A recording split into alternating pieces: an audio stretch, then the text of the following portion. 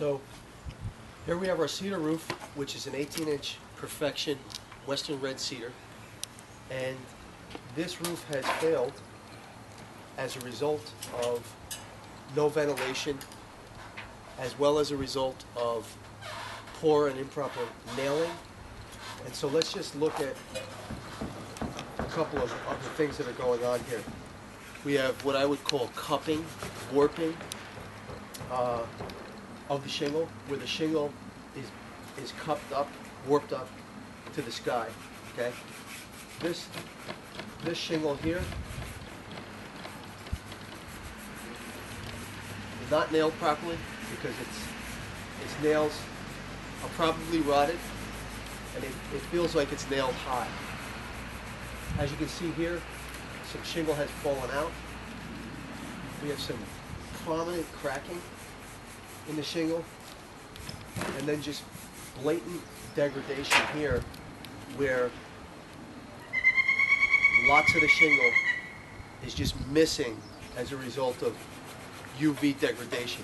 And so both nailing, proper gapping of the shingle, and ventilation is really paramount to make sure that this shingle behaves properly when it's when it's getting pounded with lots of UV.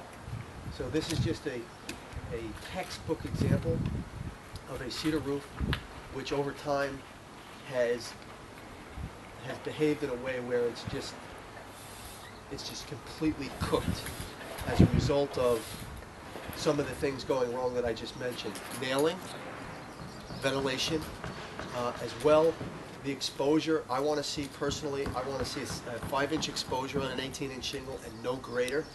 This exposure is more like 5.5 to 5 3/4. The tighter the exposure, the more apt the shingle above the shingle below it is to keep the shingle down.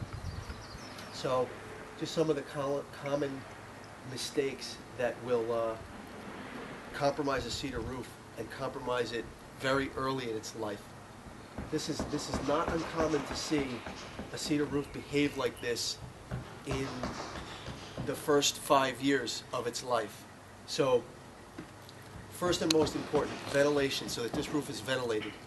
And the greatest way that I like to see it ventilated is with a ridge vent, of course, or excuse me, a soffit vent, of course, and a ridge vent.